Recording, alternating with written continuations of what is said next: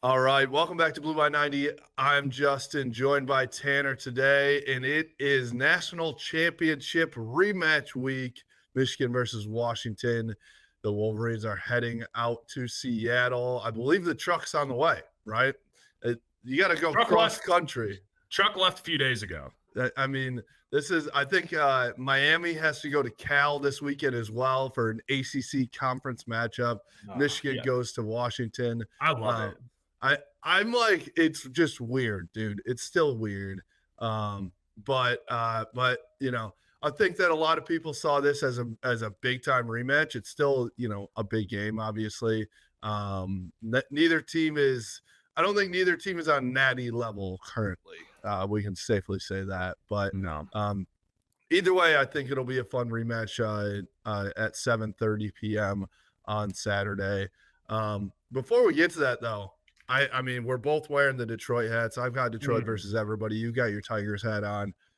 Lions Monday night, they're killing it. Tigers are back, just crushing. Like the gritty Tigers are. I have to talk about them for a second, even though this is a Michigan podcast. I get it, but like, that's the gritty Tigers are why we love sports.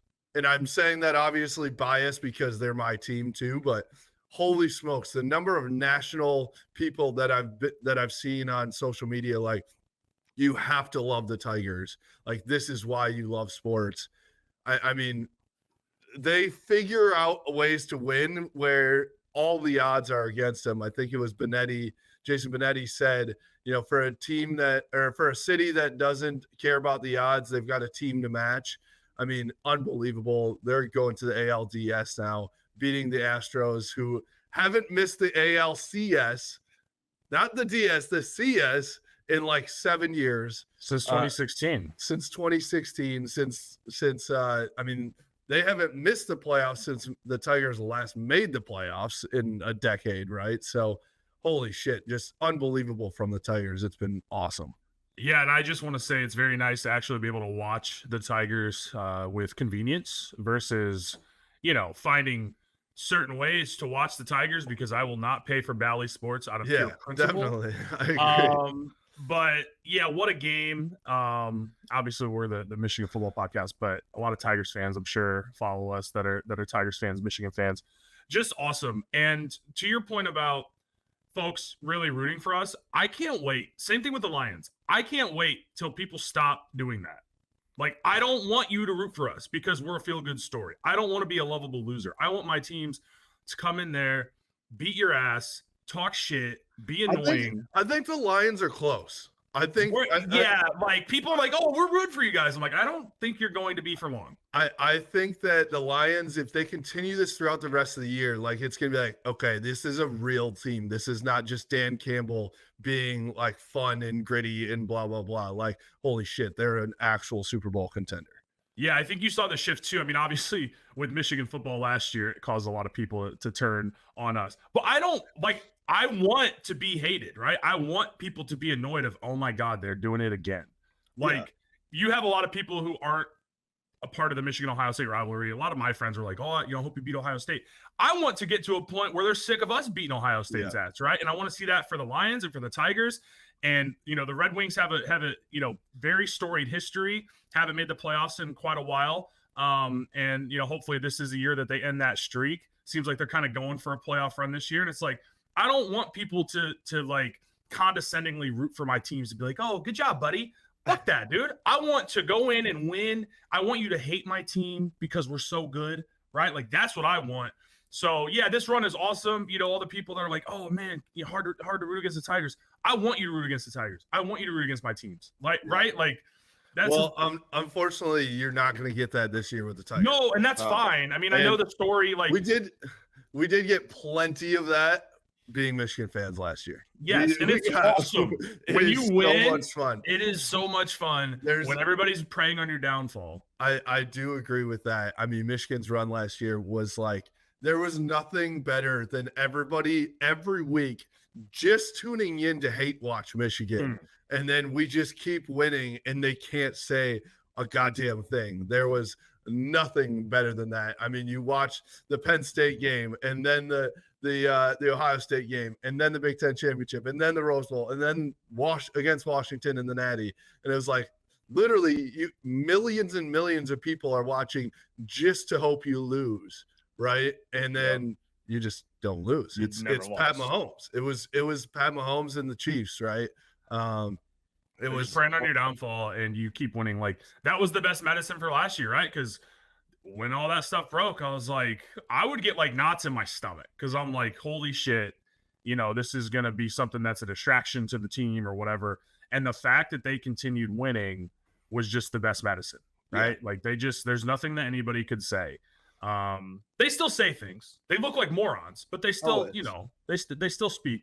But yeah, one last thing on the Tigers. The current Tigers payroll is, I think, $18 million, and Josh Hader makes $19 million a year. And Andy Ibanez, bases clearing triple with a full count, 2 outs.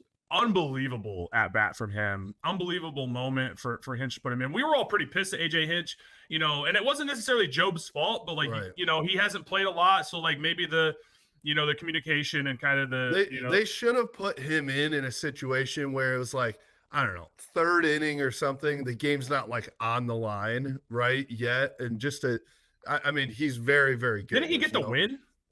Did he blew the save and then got the win? I'm pretty sure he got the win. But yeah, I mean, that's a kid who is 22 years old. He's got 4 innings in his major league career. Crazy. And I think he's going to be a stud. I like his stuff. But yeah, it's just, the win is obviously great, but I also think the win's great from just the future perspective of like, okay, Jackson Jobe, it's okay, man. Like, that wasn't necessarily your fault. I also thought he pitched decently well.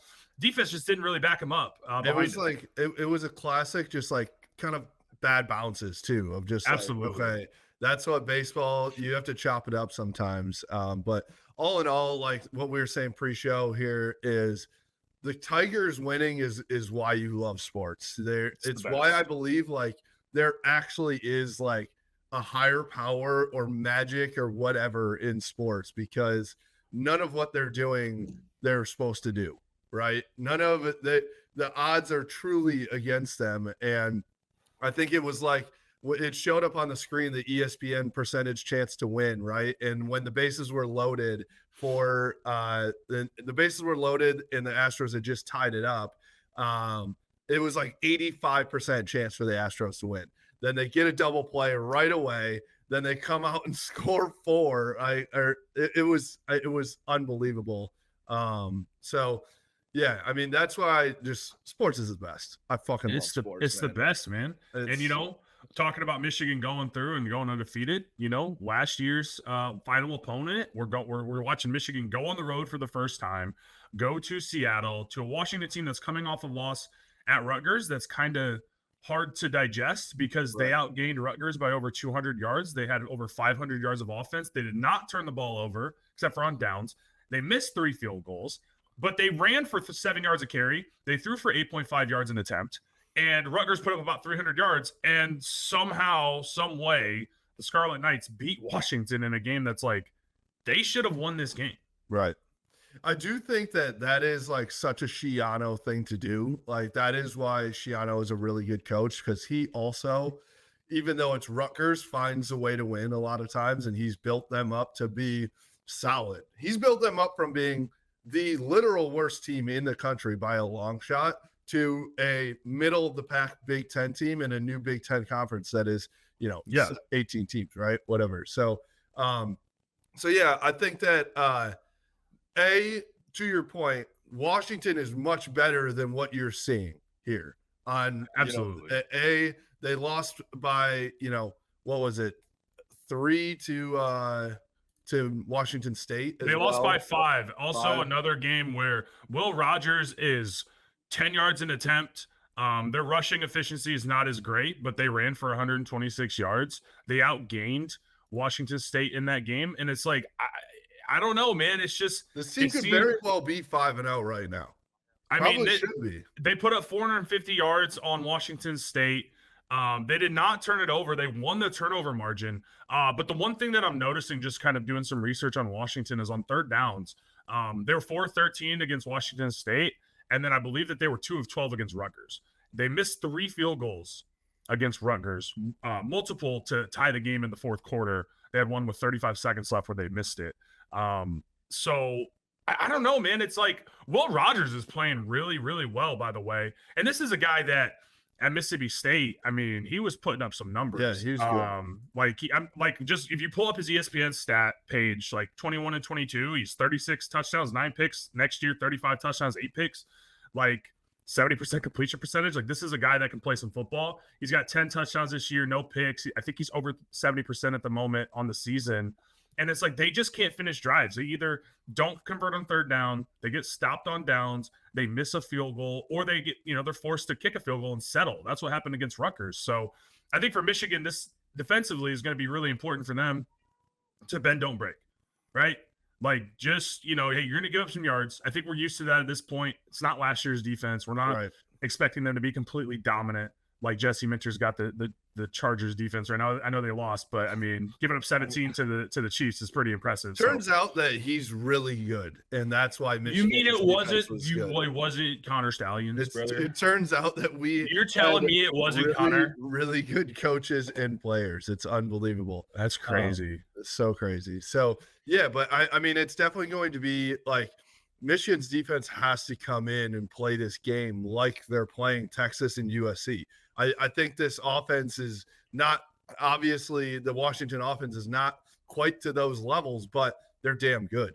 And so I think that, if they come in and sleepwalk like they did in the second half versus Minnesota, this is not going to go well. And so they need to, it's the first road game. I talked to a couple guys this week. I think they're pretty pumped for a road game too, because think about it. What one of them said, actually, which it didn't really register in my mind. They've been in Ann Arbor since like July. Camp started in the beginning of August. They have not left. It's been 5 straight weeks that they've played at home. They had fall camp all of August. So they're like, all right, it's time. It's time for us to get out of, obviously they all love Ann Arbor, but like, it's time for a change of pace, change of scenery. Let's get out of our comfort zone a little bit. So going on the road to Washington is not going to be easy either. But I think that they're going to be like, it's just, I think they got a little too comfortable with like, all right, we're here in Ann Arbor and it was a little stuffy. So looking for a change of pace there. Yeah, I mean, last year was very similar. I think they played 4 straight home games and then went on the road to Nebraska, and it was, a game where coming off the Rutgers game last year where it was like, oh, it wasn't that impressive, and then they go on the road and they kind of reset and they just beat the crap out of Nebraska, right? So I don't think obviously that's going to happen with this game, but we talked about it on the last podcast. Like, it is an opportunity for you to be able to reset, kind of us versus the world mentality. You're not at home. You're on the road. There's probably going to be a lot of Michigan fans. Any major city in the U.S. seems to be like a hub for Michigan alums and fans. Literally every city in America. Yeah. So, and you may have some folks that are like, Los Angeles has a very, very large amount of Michigan alums. Maybe they're making that trek up there, sure. On the West Coast. But well, it's like, I do think it's the first time with the new Big Ten that all these West Coast alums now can go to these games, right? So we don't play. When was the last time we've played on the West Coast? Utah?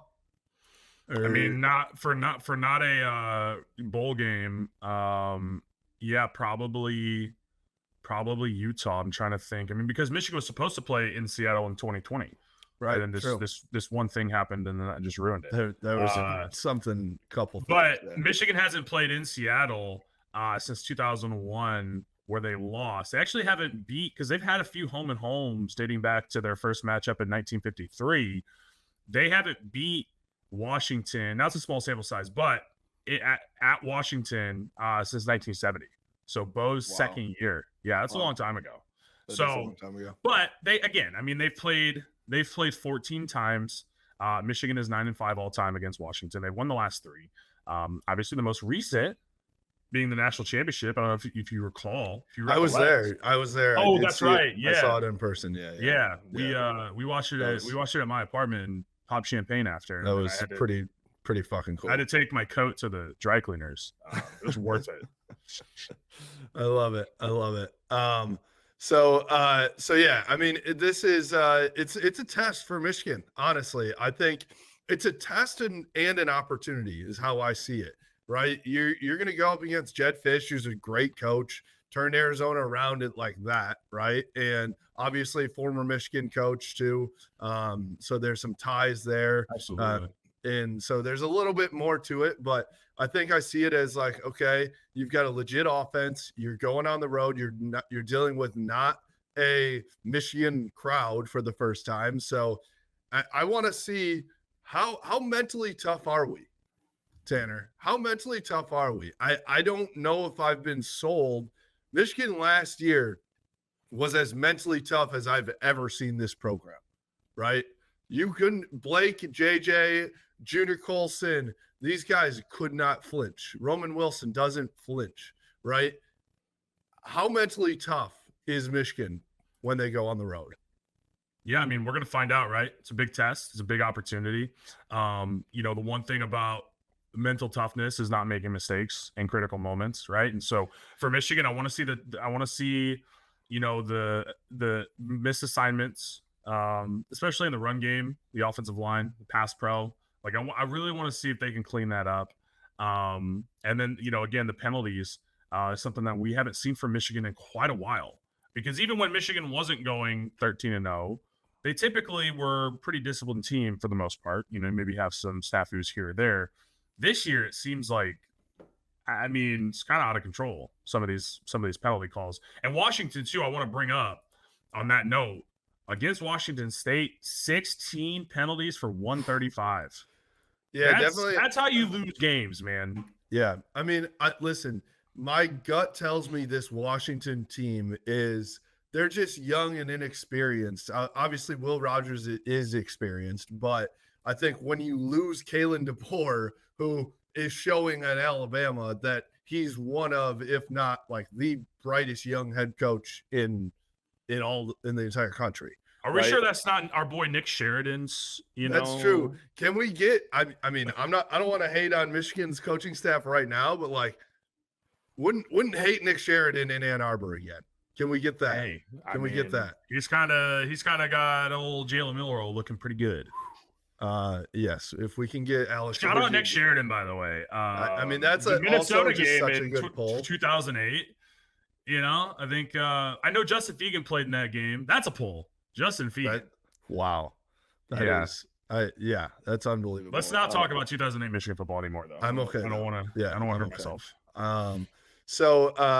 So yeah, I mean, but back to it, Jed Fish is, I'm sure, trying to get these boys, but like you overturn the entire roster, you're trying to establish a culture. We see this all the time in college football where a new head coach comes in, and a bunch of new guys, and they're just undisciplined. They've got talent for sure, but just undisciplined. So I say that to say Michigan needs to be disciplined because we've shown to not be disciplined at a lot of times too. Right. I think, one of my early gripes with this team was Miles Hinton in the Texas game, having a false start on play one in your own freaking stadium.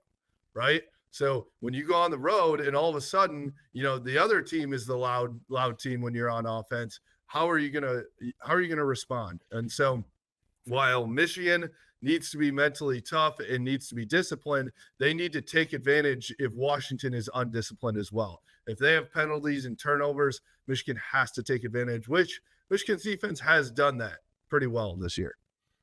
Yeah, no, absolutely. And I think that, the thing that they need to be aware of is that, again, Will Rogers is a veteran guy. I believe this is his 5th or 6th year. Has a COVID year, I think. So, experienced guy, an older guy. He's been around college football for a number of years. And so, for Michigan's defense, just keeping things in front of them, not having any busts, because he will identify it, right? Like, he's not Penix, but if you have a bust, he will find a guy open. So I think for Michigan's defense, you just got to play sound. For schematically, I still don't need to see 5 or 6 rushers on a third down ever.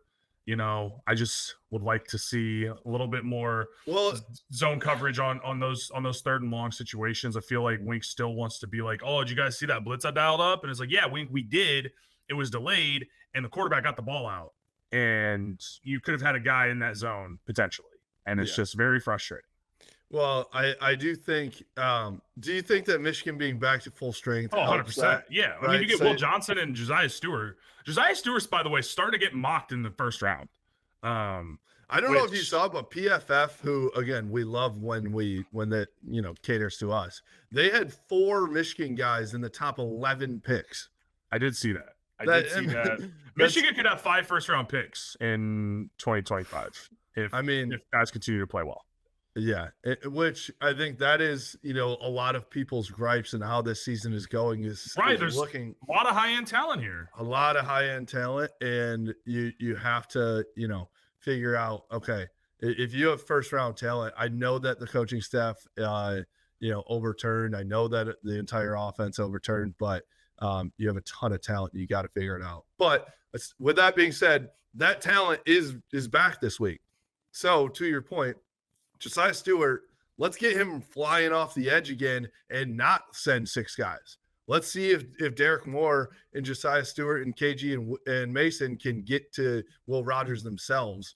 And then let's let Will cook, right? Let Will cook. And let's let Jair Hill, who's been playing phenomenally, right? Like he's coming into his own.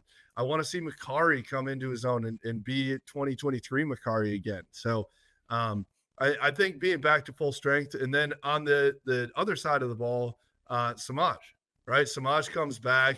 Not that he's been dominant for sure in the first 5 weeks, but you have to allow Alex Orji to at least have tools out there to work with.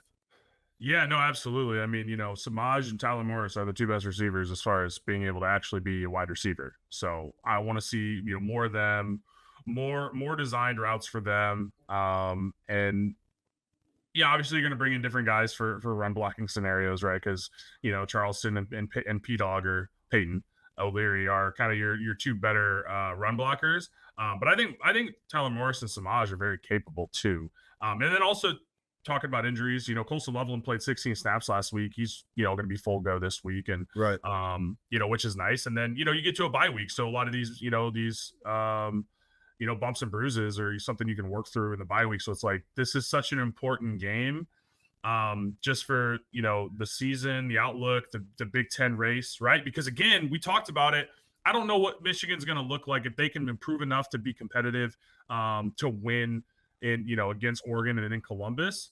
But like otherwise, yeah, I mean, look, Indiana's looking really good, but like Michigan has more talent. Like, let's just be straight up. Can the coaches put these guys in the right position to be able to win the rest of these games that they're more talented at? Because Michigan at this point, their floor should be 9 wins. Like, I know Indiana's undefeated, but their floor should be 9 wins. So it's like, hey, if you could split one of those 2 big games, preferably the one in Ohio, right, you're sitting at 10-2 with a win over a top 5 team, a win over a ranked USC. And, well, I agree with you. And I think that like the importance of this game is the same thing that it was the last, versus Minnesota and what it was versus USC. This game still, it's the biggest game on the schedule is the one right in front of you, right? And right now, because we don't know what this team really is, I think that every single one of these games is determining the trajectory of the rest of the season. Right? Because it feels like we're on this balancing act of we're teetering the edge of being either really good or not so good. And it's like, I understand exactly what you're saying as our floor should be 9 wins for sure. But don't you feel like, it was the same thing with USC. We win that game and it's like, okay, now what? We can win 10 games. We can win possibly 11 games. See what happens. Then in the first half of Minnesota, you're thinking the same thing. All right, it's a rain game. We're cruising. We're looking good. Our ceiling's, 11 wins. Our floor's 10 probably at the time.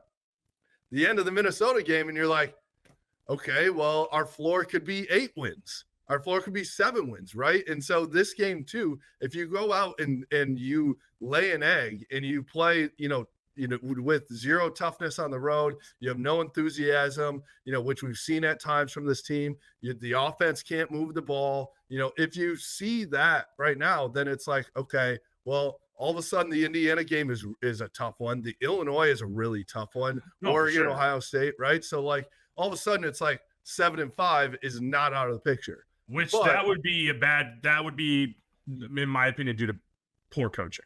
Because I there's so agree much with you. talent, right? So that's why I say it should be 9 wins as the floor, you know?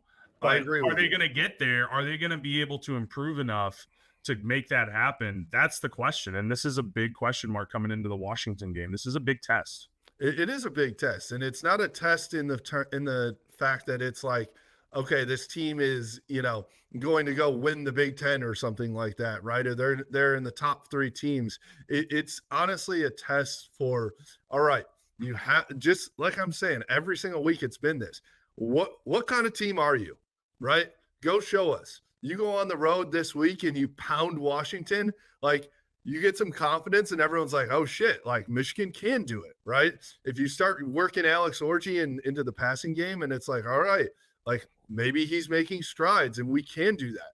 But you go out and throw for 50 passing yards and you win, even if you win 24-21 on the road, like, yeah, we will take a win. We will not apologize for winning. But, I just think that they need to go make a statement this week and say, hey, we're for real and we can go put up a fight against Oregon and Ohio State as well. I just wonder if they're going to do that, and at least being a 2-dimensional offense, right? I agree. And then we'll see what happens on Saturday, but I'm sure we'll come back here on Sunday and we'll record our podcast and we'll say the same 5 damn things we've been saying all season, right? And again, they're 4-1 and got a chance to go 5-1, so it's not all bad, but. If we come back here and I'm like, well, if they put Donovan Edwards in motion and get him out on a linebacker and utilize him in the passing game, maybe that would work. And then, if they had some more stuff for Orji to run the ball, maybe that would be good, beneficial for the offense. And if we come back and say those same things on Sunday and just like, all right, I'll probably say it the 2 weeks from after, the Illinois game after that. It's just like, I just don't know if this coaching staff is going to make the adjustments necessary. And it's like, yeah, you could talk about waiting for a big game, right? We're waiting for Oregon to pull this stuff out. It's like, bro, it's just basic zone reads is all it is. That's all we're asking for, just a little bit. I also think that like right now we're not good enough to just save things for big games. That's what I'm saying. We need to do stuff to win these football games right now, because you look at the last 2 weeks and you're sitting here like, we were lucky as hell to come out with a W, right? So I agree with you. I think that Michigan needs to, figure out, all right, how do we like build upon what we're doing? And the biggest thing to me, Tanner, is play 4 quarters. Whether that's the first half, whether that's a slow start in the first quarter or not being able to put the nail in the coffin in the fourth, play 4 quarters, right? We have not seen it for a long time. And that's been a struggle for Michigan here, where, all right, let's figure out how to be. It goes back to mental toughness. It goes back to, Ben Herbert's, his attitude in 2023 was, we're going to finish games. And they did that, right? Even against the inferior teams, those games ended up 52-10 instead of 27-24, like it was last week, right? And so, I think that, especially if this is like a 2-score game, let's say Michigan's up 28-14 going into the fourth, that game needs to end 35-14, right? At the very least, right? So, I understand that Michigan's an underdog in this. I still think they're very much the better team and they should win by multiple scores. That's how I feel about this. But from the question remains, is Michigan tough enough to do that? And I think that they have to answer that question. Yeah, no, I'm with you, man. Yeah, it's funny how like coaching cliches are exactly that. They're cliche, but they're so true, right? Like, gotta protect the football, don't commit stupid penalties, play 4 quarters, right? Like, play a full game. And it's like, they're very basic things that we're talking about when it comes to this team. Now, obviously, offensively, we could get more into the schematics and all that stuff, what we want to see Michigan do, and utilizing Alex Orji and utilizing, Mullings and Edwards in the backfield. But like from just looking at it from its core for Michigan football, it's like, just don't turn the ball over. Don't commit stupid penalties that extend drives. Get off the field. win the field position battle. Like all these things It's that are like, basic, man. it's Like very basic. I totally agree with you. Like, okay, yeah, we could sit down and we can, break down Wink's blitzing schemes and zone versus man, and we could go out and say, oh, Michigan needs to utilize Donovan Edwards and stuff like that. But I really think the difference between Michigan being good and very good is doing the basics, the fundamentals well. And that's, again, I still go back to 2023. Obviously there was an insane amount of talent there. We were very we did a lot of things well, and the Rose Bowl, it was an offensive game plan, a piece of a work of art, right? But at the end of the day, they've won games by not committing penalties, not turning the ball over, playing mentally tough. Like, that's what Michigan needs to get back to, I think. And that's how you start. Then you can build upon it and say, all right, we can, once you're able to do that, then you can say, all right, let's get crazy with the scheme. But until you are good at tackling, until you don't commit penalties, until you don't turn the ball over, you can't do any of that. So I think it all starts there. Yeah, no, I'm with you. Just fundamentals, basics, right? Just basic football. And I don't know how to feel about this game, man. Like, I mean, I know you think we should win by a couple scores here, but I mean, Washington is a team that's really shooting themselves in the foot. If they clean things up, similar to what we're talking about for Michigan, like they clean things up, they're sitting at 5-0. Seriously, this is a tougher game. Students are into it, fans are into it, but they're obviously sitting at 3-2. They lost a couple games in close fashion by total of 8 points. So, but again, Will Rogers, I mean, he's got 10 touchdowns, no picks. He's throwing for over 70% this year. He's playing really, really good football. He's already over 1,000 yards. I don't know if Michigan will hit 1,000 yards passing this year, to be honest with you. And they're what, 500 some right now? I have no idea what it's even at. I think it's 500 some. Well, I guess, yeah, sorry. Orgy himself probably has 500, right? But man, I don't know. I agree with you. Michigan, I hate to be negative about this right now, but I think we're in prove it mode right now. For me, we're in prove it mode of, hey, this is an opportunity for you to prove to yourselves, prove to the fan base, and prove to the country that, hey, we can be a 10-win football team, 11-win football team, right? And so I love that they have the opportunity. We'll take that. I'd rather have it than not have it. But I think that I just want to see them actually put the put it to the test, right? Hey, show us, please. Yeah, well, if you would like to know, Khalil Mullings after this game might have more rushing yards than the team has passing yards. So Michigan has 577 passing yards right now, with 444 of those coming from our boy Davis, and then Khalil Mullings has 540 yards right now. So, all right, that's fine. I'm totally fine. That's we're fine. This is fine. Insert this is fine meme here right now. Hey, have you guys watched the Detroit Lions offense? That's pretty good. It's very fun. It's very fun. Let's put up 42 on the best defense in the NFL, arguably. It's God. Like, I go from watching Michigan to the Lions, which is like the first time in my life this has ever happened, where I'm like, oh my God, what is Ben Johnson cooking up here? We're throwing a Goff. This is amazing. Yeah. We're doing hook and ladders like mid-game just for fun. And then the Seahawks stole it and did it against the Lions, and it worked. Yeah. It was great. Yeah, it's amazing. All right, let's give our predictions here. I think I'll let you go first. Okay. I'm just keep it rolling. 27-24 Michigan. Why not? Why do I feel like the exact same? The exact same. Or why not, dude? Or it's like 20. Similar to that Washington State game where it's like 24-19, like something stupid where we block a field goal. We're just clenching the entire time, hating literally. Our lives. Yeah, like that's what I predict. I definitely agree with that. Where I think it's going to be very similar where we get out, play well, and then we try to coast, and then by the fourth quarter we're just like clinging to a small lead. And again, everybody and their brother knows that we're running it with Khalil Mullings right up the gut to try and ice the game. And that's going to be where we're at. So I don't know, man. I just think that I think this defense back at full strength is helpful. I think Colston Loveland being, close to 100%, very helpful. Smaj Morgan being back is helpful. But I mean, well, Rogers is playing damn good football, right?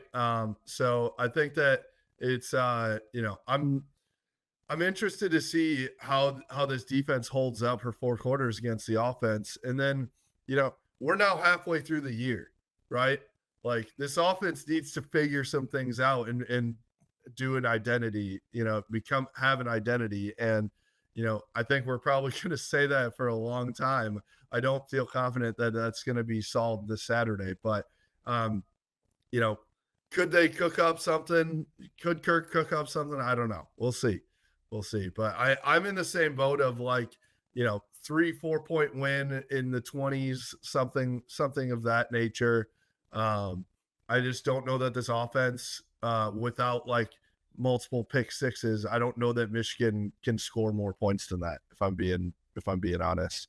So I don't know. I wish I felt better. I mean, Michigan's an underdog, man. It's crazy to me that we're, a top 10 team going on the road to a team that's 3-2 in underdogs. But I think that you look at truly how Michigan has actually, if you watch the game film, how they've played this year for each game, and then you pair that with Washington, being probably a few plays away from being 5-0, right? Yeah. So we'll see how it goes. Hey, real quick, can I just give another deep pull that I just thought of? Shabodrick Beaver. I don't even. He was the other quarterback committed alongside Tate Forcier and Denard Robinson in the 2009 class, and he decommitted from Michigan to commit to Tulsa. Wow. And there's a lot of other sickos out there who would be like, I know that name. I remember he never did anything in college. It's like, I know him. If you out there, if you watched this far and are listening to come to a tailgate poll, like he puts this on full display at tailgates. Oh, bro, I'll just go up to Justin and be like, hey, Justin, Brennan Beyer. I'll just say some guys' names. It's so fun. It's just guys being dudes. I love it. A couple Hail IPAs in, and your brain like, hey, a couple Hail IPAs, a Truly, and then a Sun Cruiser in the Bongzilla is like, I mean, that's like the perfect recipe. It's that meme of where like the brain gets like crazier and crazier, like the galactic brain meme. Yeah, that's us drinking Hail IPA, Sun Cruiser, Truly. Shout out to them. Just appreciate them making a lot of this possible with all the free beverages. I love it. Yeah, no, for sure. So I will be drinking some Hail IPA. You can get it at Bush's Plum Market here in the Ann Arbor area for sure. So we won't be able to grab one in the stadium this week for the first time.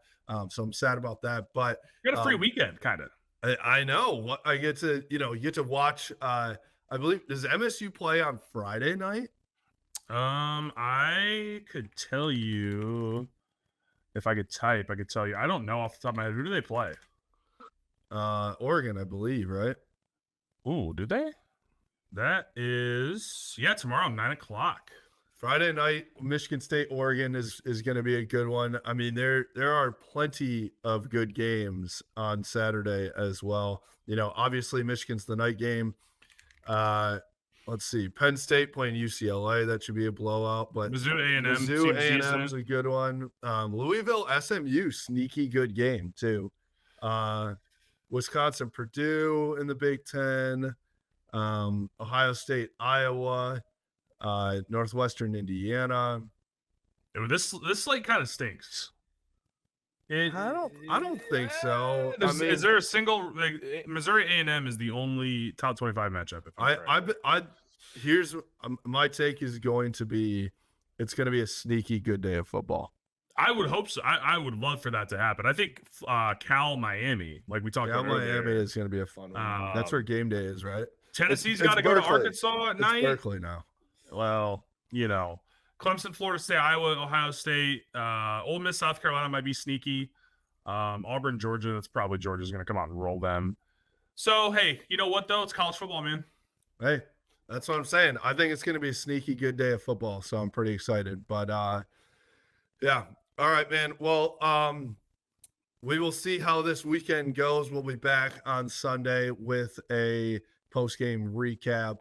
So don't, it's a long day though, folks. A long day. It's a 7:30 p.m. If you crack your first beer like I'm going to at probably like 9:30, 10 o'clock a.m., and then you keep, you got to make it to 7:30. You got to make it to like Justin, you could just honestly, the plan might be to just black out until next Saturday, because next Saturday is that one where it's a really, really nice slate. Ohio State, Oregon. You've got Ole Miss, LSU. You've got Penn State, USC. You've got K-State, Colorado, which is gonna be a good game. Texas, Oklahoma. I mean, did you just suggest a blackout for a full week? Yeah, I mean, if you just wanted to get there quicker. Yeah. Okay, that sounds good. That's about efficiency over here. All right. That's a big brain move right there. I do not recommend that, actually. Doctors do not recommended by any doctor. Please don't. All right. For us, you can follow us at Blue by 90 on Twitter, Instagram, Facebook, at Blue by 90 Podcast on YouTube, and blueby90.com. We appreciate you. Go Blue. Go Blue.